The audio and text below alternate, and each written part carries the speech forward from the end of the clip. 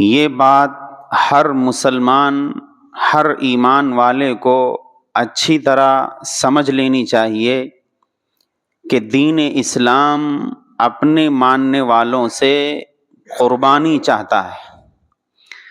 یہ قربانی جان کی، مال کی، عزت و آبرو کی، خواہشات کی، جذبات کی، ہر طرح کی قربانی دین اسلام اپنے ماننے والوں سے مانگتا ہے، کیونکہ اللہ تبارک و تعالی کو اپنے ہر ایمان والے بندے کو اتنی بڑی جنت عطا کرنی ہے، جنت کی نعمتیں عطا کرنی ہیں، اپنی رضامندی اور خوشنودی اپنے ایمان والے بندوں کو دینی ہے، اپنے ایمان والے بندوں کی مہمان نوازی جنت میں کرنی ہے۔ تو ظاہر ہے اتنی بڑی جنت، اتنا بڑا ایریا، منمانی زندگی وہ یوں ہی تو نہیں مل جائے گی، اس کے لیے تو قربانیاں دینی پڑیں گی۔ ہم لوگ دنیا میں دیکھتے ہیں، اپنے سماج میں آئے دن دیکھتے ہیں کہ کوئی بھی آدمی چاہے وہ آپ کا کتنا ہی مخلص سگا اپنا کیوں نہ ہو، لیکن مجال ہے 1 انچ زمین آپ کو اپنی زمین میں سے دے دے۔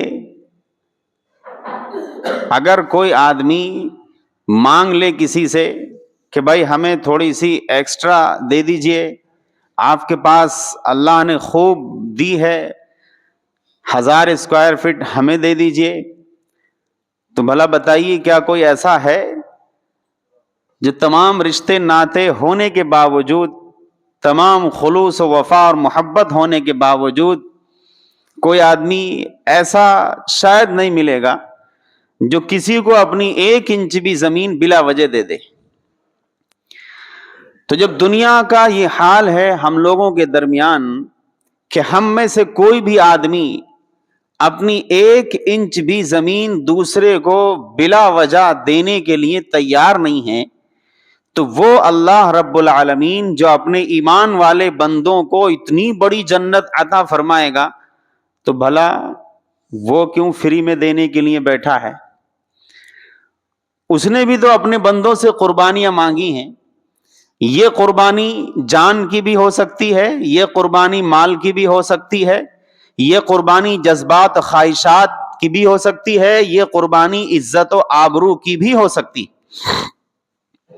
صحابہ کرام رضی اللہ عنہم اجمعین نے یہ قربانیاں اللہ تبارک و تعالی کی راہ میں دیں، جان کی باری آئی جان دے دی، مال کا مطالبہ کیا گیا سب دین پر لٹا دیا، اپنے جذبات اپنی خواہشات کی پرواہ کیے بغیر زندگی اس اللہ اور اس اللہ کے چہیتے نبی کی مرضی اور خواہش کے مطابق زندگی گزار کے دنیا والوں کو یہ پیغام دے گئے کہ دین اسلام اپنے ماننے والوں سے قربانی چاہتا ہے، اور جو اس قربانی میں کامیاب اور کھرا اترتا ہے، اللہ تبارک و تعالی اس کی کامیابی کو، قربانی کو ضائع نہیں کرتا۔ اس لیے قرآن میں جگہ جگہ صحابہ کرام کے بارے میں اللہ تبارک و تعالیٰ کے یہ الفاظ ہیں، رضی اللہ عنہم ورضوا عنہ، اللہ ان سے راضی ہو گیا، وہ اللہ سے راضی ہو گئے۔ کہیں قرآن کہتا ہے وَكُلًّا وَعَدَ اللَّهُ الْحُسْنَى، اللہ نے سب سے اچھا وعدہ کر رکھا ہے، مغفرت کا وعدہ کر رکھا ہے، جنت کا وعدہ کیا ہوا ہے۔ یہ سارے جو اعزازات ہیں جو تمغے صحابہ کرام کو ملے ہیں قرآن کریم کے اندر درج ہیں، وہ سب قربانیوں کی بدولت ملے۔ رسول اللہ صلی اللہ علیہ وسلم کی مبارک زندگی میں بہت سے موقع ایسے آئے جو ہمارے لیے خاص طور پر اس زمانے میں سوچنے کا مقام رکھتے ہیں۔ ان واقعات کے اندر ہمارے لیے بڑا سبق ہے، بڑی عبرت ہے۔ رسول اللہ صلی اللہ علیہ وسلم جب مکہ مکرمہ اور طائف کے لوگوں سے بالکل دل برداشتہ ہو گئے. ایسا لگنے لگا کہ اب مکے میں یا طائف میں یا آس پاس کے علاقوں میں اسلام کی دعوت و تبلیغ، اسلام کا پھیلنا پھولنا پھلنا یہ اب تقریباً ناممکن سا ہو گیا ہے. تو رسول اللہ صلی اللہ علیہ وسلم کے لیے اللہ تبارک و تعالیٰ نے ایک نیا دروازہ کھولا، اور وہ دروازہ تھا مدینہ منورہ کا دروازہ. مدینہ منورہ کا پرانا نام قرآن میں یثرب بیان کیا گیا ہے. تو مدینے کے لوگ زمانے جاہلیت کے رسم و رواج کے حساب سے ہر سال حج کرنے کے لیے مکہ مکرمہ آیا کرتے تھے. جب رسول اللہ صلی اللہ علیہ وسلم نے یہ دیکھا کہ اب مکے میں یا طائف میں، یہی دو بڑے شہر تھے آس پاس، ان میں اب اسلام کی تبلیغ ناممکن سی ہو گئی ہے. جب آپ علیہ الصلوۃ والسلام کو یہ معلوم ہوا کہ مدینے کے لوگ ہر سال کی طرح اس سال بھی حج کرنے کے لیے مکے آ رہے ہیں، آپ علیہ الصلوۃ والسلام نے تلاش و جستجو کے بعد مدینہ منورہ سے آنے والے لوگوں سے ملاقات کی، ان کو اسلام کی دعوت دی، اللہ کا پیغام ان تک پہنچایا. ان میں سے، ان آنے والے لوگوں میں سے 6 آدمی مسلمان ہو گئے. اور مسلمان ہونے کے بعد وہ جب مدینے واپس پہنچے، ان 6 مسلمانوں نے مدینہ منورہ میں دین اسلام کی تبلیغ شروع کر دی. اور ان کی محنت کے نتیجے میں اگلے سال پھر جب مدینے کے لوگ مکے آئے حج کرنے کے لیے، رسول اللہ صلی اللہ علیہ وسلم نے ان سے ملاقات کی. مینا کی ایک گھاٹی ہے عقبہ، جہاں مسجد عقبہ بھی موجود ہے. اس مقام پر رسول اللہ صلی اللہ علیہ وسلم نے مدینے سے آئے ہوئے لوگوں سے ملاقات کی اور ان سے بیعت لی دین اسلام پر، جس کو بیعت عقبہ اولا کہا جاتا ہے، پہلی بیعت جو مکہ مکرمہ کے اس مینا کی گھاٹی میں لی گئی. اس میں 12 آدمیوں نے بیعت کی، 6 سے 12 ہوئے. یہ نبوت کا 12واں سال تھا. رسول اللہ صلی اللہ علیہ وسلم نے ان 12 آدمیوں سے دین اسلام پر بیعت لینے کے بعد جب یہ مدینے واپس جانے لگے، آپ علیہ الصلوۃ والسلام نے ان کے ساتھ حضرت مصعب ابن عمیر رضی اللہ عنہ ان کو ساتھ بھیجا، اسلام کا پہلا ترجمان بنا کر، پہلا مبلغ بنا کر، کہ تم جاؤ ان کے ساتھ اور مدینے میں دین اسلام کو پھیلاؤ، یہ تمہاری ذمہ داری. مصعب بن عمیر چلے گئے مدینہ منورہ ان کے ساتھ. سال بھر محنت کی، اور محنت کے نتیجے میں اگلے سال، نبوت کا 13واں سال تھا، 13 نبوی کو، جب مدینے کے لوگ مکہ مکرمہ حج کرنے کے لیے آئے تو رسول اللہ صلی اللہ علیہ وسلم سے اسی مینا کی گھاٹی کے اندر عقبہ نامی گھاٹی میں آپ علیہ الصلوۃ والسلام سے جو بیعت کی ہے، 75 لوگوں نے بیعت کی. 73 مرد تھے اور 2 عورتیں. 6 سے 12 ہوئے اور پھر یہی 12 سے 75 ہوئے. یہ جو دوسری بیعت ہوئی ہے عقبہ ثانیہ، یہ بھی اسی جگہ پر ہوئی ہے مینا کی گھاٹی میں جہاں مسجد عقبہ ہے. اس موقع پر جو بیعت ہوئی ہے رسول اللہ صلی اللہ علیہ وسلم سے دین اسلام پر مرنے جینے کی جو قسم کھائی ہے مدینے کے لوگوں نے، اس موقع پر آپ علیہ الصلوۃ والسلام کے ساتھ آپ کے چچا حضرت عباس رضی اللہ عنہ موجود تھے. حضرت عباس رضی اللہ عنہ نے جو بات کہی تھی اور اس کے جواب میں مدینہ منورہ کے لوگوں نے جو جواب میں بات کہی، اصل وہ مجھے سنانی.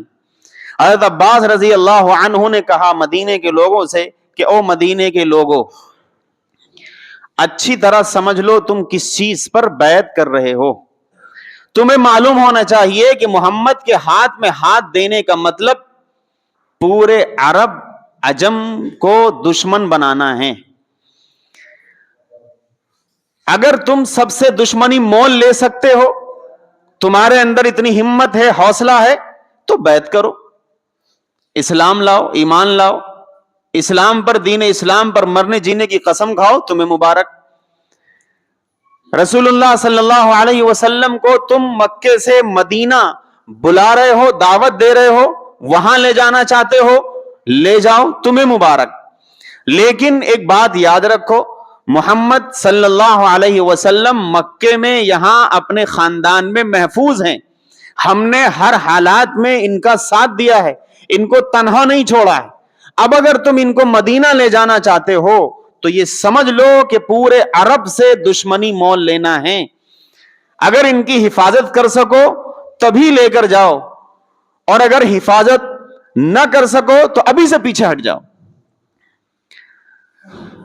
एक सहाबी खड़े हुए, अंसारी सहाबी, मदीने के सहाबी, वो खड़े हुए और कहने लगे कि चचा, हम भी तलवारों के साए में पले हैं, हम भी तलवारों के साए में पले हैं, और हम पैगंबर इस्लाम की हिफाजत वैसे ही करेंगे जैसे हम अपनी जान, माल, इज्जत और आबरू, बीवी बच्चों की हिफाजत करते हैं, वैसे ही हम पैगंबर इस्लाम की हिफाजत करेंगे। हमें यह बात मालूम है कि इनके हाथ में हाथ देना और इनके दीन को अपनाने का मतलब पूरी दुनिया से दुश्मनी मोल लेना है। अच्छी तरह जानते हैं, सोच समझकर बैत कर रहे हैं। जान चली जाएगी चली जाए, लेकिन कभी पैगंबर का साथ नहीं छोड़ेंगे, हमें अच्छी तरह मालूम है, इसी पर बैत कर रहे हैं, जो हो जाए हम पीछे नहीं हटेंगे। यह दूसरी बैत थी, बैत अक़बा सानिया। इस बैत से यह साफ बात समझ में आई निकलकर कि जो भी आदमी इस दुनिया में नबी आकरम सल्लल्लाहु अलैहि वसल्लम के लाए हुए दीन को अपनाए, अशहदु अल्ला इलाहा इल्लल्लाह व अशहदु अन्न मुहम्मदन अब्दुहु व रसूलुहु, अल्लाह एक है, मोहम्मद अल्लाह के सच्चे रसूल हैं। जो आदमी दुनिया में इस बात की गवाही दे, वो ये समझ ले कि इस कलमे की शहादत और गवाही देने के बाद दुनिया उसकी मुखालफत करेगी, लोग उससे दुश्मनी करेंगे, लोग उसकी जान के प्यासे बनेंगे, उसके माल के प्यासे बनेंगे, इज्जत और आबरू को उछालेंगे, यह तयशुदा बात है। अब अगर किसी आदमी को अपनी जिंदगी प्यारी है, अपना माल प्यारा है, अपनी ख्वाहिशात प्यारी हैं, अपने जज्बात प्यारे हैं, अपने बीवी बच्चे प्यारे हैं, कुर्बानी देने का ईमान के लिए जज्बा नहीं है, अभी से पीछे हट जाए। ये दीन तो कुर्बानी मांगता है, ये दीन अपने मानने वालों से इस्तिकामत और मजबूती चाहता है, क्योंकि बदले में अल्लाह तबारक व तआला को इतनी लंबी चौड़ी जन्नत देनी है, वो फ्री में नहीं दे देगा। रसूलुल्लाह सल्लल्लाहु अलैहि वसल्लम मदीने मुनव्वरा तशरीफ ले गए, हिजरत की, मदीने मुनव्वरा पहुंचे, और मदीना मुनव्वरा पहुंचने के बाद अगले ही साल गज़वे बद्र हुआ है। इस्लाम की ये पहली जंग है, हक और बातिल के दरमियान फैसला कुन जंग है इस्लाम की, जिसमें रसूलुल्लाह सल्लल्लाहु अलैहि वसल्लम मदीने मुनव्वरा से 313 सहाबा इकराम को साथ लेकर निकले थे, ये सोचकर कि कुफ्फार कुरैश का एक काफिला मुल्क शाम से आ रहा है वापस, और वो मक्के जा रहा है, और इस काफिले में कुरैश का बड़ा साजो सामान है, बड़ी माल दौलत है, और ये सारी माल दौलत इस्लाम और मुसलमानों के खात्मे पर लगेगी। जब ये मालूम हुआ तो आप अलैहिस्सलातु वस्सलाम इस कुरैश के काफिले को रोकने के लिए 313 सहाबा इकराम को साथ लेकर मदीने से बाहर निकले। बद्र के मकाम पर जब पहुंचे, यहां अंदाजा हुआ कि काफिला तो बच के निकल गया, लेकिन उधर मक्के के सरदार अबू जहल ने लोगों को ललकारा और कहा कि नहीं, मोहम्मद और उनके साथियों की हिम्मत कैसे हुई हमारे काफिले का रास्ता रोकने के लिए, आओ चलो चलते हैं, हम मोहम्मद का काम तमाम करके रहेंगे। वो 1000 की फौज लेके और तमाम साजो सामान हथियार लेकर मदीने की तरफ चल दिया। रसूलुल्लाह सल्लल्लाहु अलैहि वसल्लम को जब इस बात की इत्तिला मिली तो अब तो हालात ही बदल गए। आए थे काफिले को रोकने के लिए और यहां तो जंग की नौबत आ गई। अब रसूलुल्लाह सल्लल्लाहु अलैहि वसल्लम ने अपने सहाबा से मशवरा किया, सबको इकट्ठा किया और कहा कि ऐ लोगों, मशवरा दो, अब मैं क्या करूं। حضرت صدیق اکبر رضی اللہ عنہ کھڑے ہوئے, کہا اللہ کے رسول آپ کا جو دل چاہے کریے, ہم آپ کو تنہا نہیں چھوڑیں گے. حضرت عمر رضی اللہ عنہ کھڑے ہوئے, یہی جواب دیا. لیکن آپ علیہ الصلوۃ والسلام بار بار صحابہ سے یہی بات کہتے رہے کہ اے لوگوں مجھے مشورہ دو, مجھے مشورہ دو. مدینہ منورہ کے جو صحابہ تھے, انصار مدینہ, وہ یہ سمجھ گئے کہ رسول اللہ صلی اللہ علیہ وسلم شاید ہم سے کچھ سننا چاہ رہے ہیں, ہماری طرف اشارہ ہے, ہم سے کچھ مشورہ چاہتے ہیں. چونکہ مکے کی گھاٹی میں جو بیعت ہوئی تھی وہ اس بات پر بیعت ہوئی تھی کہ مدینہ منورہ کے اندر رہ کر ہم آپ کی حفاظت ویسے ہی کریں گے جیسے اپنی جان مال عزت و آبرو بچوں کی حفاظت کرتے ہیں. لیکن اب تو نوبت مدینے کے باہر کی تھی, بدر مدینے کے اندر نہیں ہے, وہ باہر کا علاقہ ہے. تو صحابہ انصار مدینہ سمجھ گئے کہ شاید ہماری طرف آپ کا اشارہ ہے, ہم سے کچھ مشورہ مانگنا چاہتے ہیں, ہمارے جذبات آپ جاننا چاہتے ہیں. حضرت سعد ابن معاذ رضی اللہ عنہ انصاری صحابی ہیں, کھڑے ہوئے اور کہنے لگے کہ یا رسول اللہ, ایسا لگتا ہے کہ آپ ہم سے کچھ بلوانا چاہتے ہیں, ہماری رائے جاننا چاہتے ہیں. تو سنیے, ہم نے آپ کو نبی مانا ہے, رسول مانا ہے, آپ کے دین پر کلمہ پڑھا ہے, ہم آپ پر ایمان لائے, ہم آپ کو سچا پکا نبی اور رسول تسلیم کرتے ہیں. آپ ڈریے نہیں, گھبرائیے نہیں. ہم آپ سے صاف صاف کہتے ہیں کہ آپ اگر ہمیں سمندر میں کودنے کا بھی حکم دیں گے تو اللہ کی قسم ہم پیچھے نہیں ہٹیں گے, آپ کے ساتھ ساتھ سمندر میں کودنے کے لیے تیار. یا رسول اللہ, آپ جس سے چاہیں رشتہ جوڑیں, جس سے چاہیں رشتہ توڑیں, ہم آپ کے ساتھ ہیں, ہم پیچھے ہٹنے والے نہیں ہیں. رسول اللہ صلی اللہ علیہ وسلم نے انصار مدینہ کے جب یہ جذبات سنے, آپ علیہ الصلوۃ والسلام کا مبارک چہرہ خوشی سے کھل اٹھا, چمکنے لگا.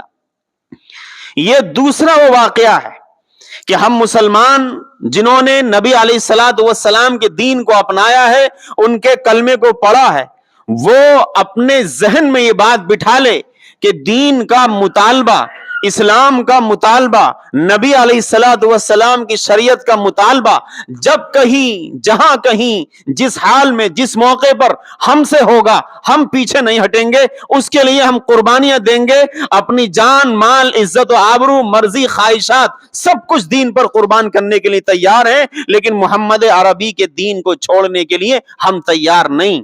یہ ہم میں سے ہر شخص کے جذبات ہونے چاہیے, ہر آدمی کا یہ ایمان, اس کا عقیدہ ہونا چاہیے. غزوہ بدر کے اگلے سال سن 3 ہجری میں ایک دوسری جنگ ہوئی ہے جس کو غزوہ احد کہا جاتا ہے. احد تو ایک پہاڑ ہے مدینہ منورہ کا, سب لوگ جانتے ہیں. اسی جگہ پر ایک جنگ ہوئی ہے غزوہ احد, جس میں 70 صحابہ اکرام شہید ہوئے. نبی علیہ الصلوۃ والسلام کے مبارک چہرے پر زخم آیا, آپ کے مبارک دانت شہید ہوئے, آپ کے جسم اطہر سے خون بہا. یہی وہ جنگ ہے جس کو غزوہ احد کہا جاتا ہے. جب یہ جنگ ختم ہوئی, رسول اللہ صلی اللہ علیہ وسلم نے صحابہ کو بھیجا کہ جاؤ بھائی, تلاش کرو کون کون زخمی ہوا ہے, کون کون شہید ہوا ہے, ان کی تلاش میں نکلو, ان کی خبر گیری کرو, ان کی دیکھ بھال کرو. جو زخمی ہیں اٹھا کر لاؤ, جو شہید ہوا ہے اٹھا کر لاؤ. ایک صحابی گئے دیکھنے کے لیے, وہ پہنچے زخمیوں میں تلاش کرتے کرتے تو ایک زخمی صحابی ملے, انصار مدینہ ہی کے وہ صحابی تھے, انصاری صحابی تھے, حضرت سعد ابن ربیع رضی اللہ عنہ. یہ تلاش کرتے کرتے ان کے پاس پہنچے, حضرت سعد ابن ربیع کے پاس. انہوں نے جا کر سلام کیا, پوچھا کہ سعد کیا حال ہے؟ کہا کہ بس مرا ہوا ہی سمجھو, آخری وقت ہے, سانس اکھڑ رہی ہے, نہ معلوم کب روح نکل جائے, آخری وقت ہی سمجھو. کہا کہ اچھا, کوئی خواہش؟ کہنے لگے کہ ہاں, 3 باتیں کہنی ہیں. 2 باتیں رسول اللہ صلی اللہ علیہ وسلم سے جا کے کہہ دینا, اور 1 بات مسلمانوں سے جا کے کہہ دینا. پہلی بات جو رسول اللہ صلی اللہ علیہ وسلم سے کہنی ہے وہ سب سے پہلی بات یہ ہے کہ میرا سلام کہہ دینا، رسول اللہ صلی اللہ علیہ وسلم کو میرا سلام عرض کرنا۔ اور دوسری بات یہ کہنا کہ اے اللہ کے رسول، اللہ تبارک و تعالیٰ کسی قوم اور امت کی ہدایت اور رہنمائی پر جو اجر و انعام اور بدلہ عطا فرمائے گا، اللہ تبارک و تعالیٰ آپ کو بہتر سے بہتر بدلہ اپنی قوم کی رہنمائی اور ہدایت پر عطا فرمائے۔ اور اس کے بعد کہا کہ ایک پیغام مسلمانوں کو دے دینا، یہ وہ پیغام ہے جو مجھے آپ کو سنانا ہے، یہ میرے اور آپ کے لیے ہے، امت مسلمہ کے لیے۔ حضرت سعد ابن ربیع رضی اللہ عنہ نے اس وقت، چونکہ وہ مخاطب تھے، انصار مدینہ، مہاجرین مکہ، وہ تمام صحابہ مخاطب تھے، ان سے کہا ڈائریکٹ اور انڈائریکٹ وہ خطاب، اور حضرت سعد ابن ربیع کا وہ پیغام مجھ سے اور آپ سے۔ حضرت سعد ابن ربیع نے کہا کہ جا کے مسلمانوں سے کہہ دینا، جا کے مسلمانوں سے کہہ دینا کہ اگر مسلمانوں میں کوئی بھی مسلمان زندہ رہا، ایک پلک جھپکنے والی آنکھ بھی اگر موجود رہی، اور اس کے ہوتے ہوئے نبی علیہ الصلوۃ والسلام یا ان کے دین پر آنچ آئی، تو کل قیامت میں اللہ کو منہ دکھانے کے لائق نہیں بچو گے۔ یہ میرا پیغام ہے، مسلمانوں کو دے دینا۔ اب ہم ذرا سوچیں، غور کریں کہ ہم کیسے دین کے ماننے والے، کس اللہ کے ماننے والے، کس نبی کی ہم امت ہیں، کس قرآن کے ہم ماننے والے ہیں، جو قرآن، جو اللہ، جو نبی، جو دین ہم سے قربانی چاہتا ہے اور ہم سے مطالبہ کرتا ہے کہ اے مسلمانوں، تمہاری موجودگی میں، تمہارے جیتے جی، تمہارے نبی کی شریعت، تمہارے نبی کے لائے ہوئے دین پر اگر آنچ آ گئی تو پھر تم اللہ کے سامنے جواب نہیں دے سکو گے، اللہ کے سامنے منہ نہیں اٹھا سکو۔ یہ حضرت سعد ابن ربیع رضی اللہ عنہ کا پیغام ہر مسلمان کو ہمیشہ اپنے دماغ میں، اپنے دل میں تازہ رکھنا چاہیے۔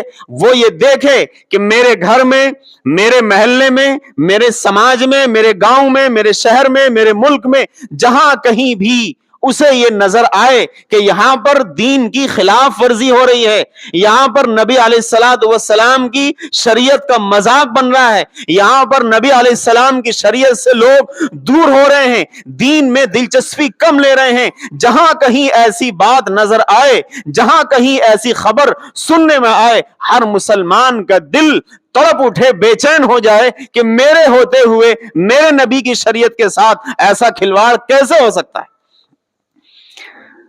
یہ جذبہ اور یہ فکر اور یہ احساس ہم اگر پیدا اپنے اندر کر لے گئے تو پھر سعد ابن ربیع کا پیغام جو ہمیں ملا، ہم اس پر کھڑے اترے، اللہ کے سامنے منہ دکھانے کے لائق بچیں گے۔ اور اگر یہ نہیں کر سکے تو پھر اللہ کے سامنے، رسول اللہ کے سامنے ہم منہ نہیں دکھا سکیں۔ اس لیے ضرورت اس چیز کی ہے جو میں نے شروع میں عرض کیا کہ دین اسلام ہمیشہ اپنے ماننے والوں سے قربانی چاہتا ہے۔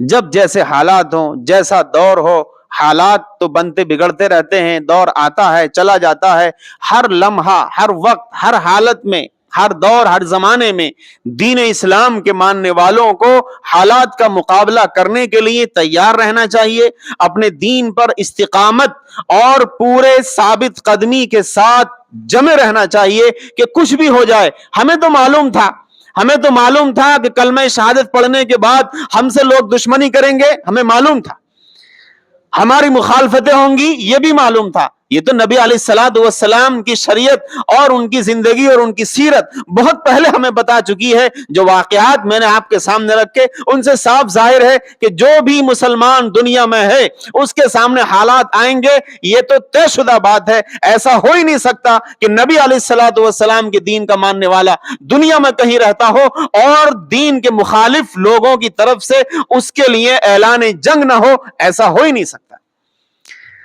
اس لیے ضرورت اس بات کی ہے کہ ہم ان لمحات کو اپنی زندگی کے ان ایام کو غنیمت سمجھیں، جو کوتاہیاں ہوئیں ان کو اللہ سے ان کی معافی مانگیں، آئندہ کے لیے یہ عزم، یہ ارادہ، یہ حوصلہ اپنے اندر رکھیں کہ ہم جئیں گے ایمان پر، مریں گے تو ایمان پر، ہمارے رہتے ہوئے شریعت کے ساتھ کوئی کھلواڑ کرے ایسا ناممکن ہے، ہم اس کو برداشت نہیں کر سکتے، ایسا نہیں ہونے دیں گے۔ اس جذبے کے ساتھ اگر ہم دنیا سے چلے گئے، یقیناً اللہ تبارک و تعالیٰ کے دربار میں ہم چہرہ دکھانے کے لائق ہوں گے، نبی علیہ الصلوۃ والسلام کی مبارک ہاتھوں سے حوض کوثر کا جام پینے کے ہم لائق ہوں گے، اور جنت الفردوس کے ہم انشاءاللہ حقدار ہوں گے۔ اللہ تبارک و تعالی عمل کی توفیق دے۔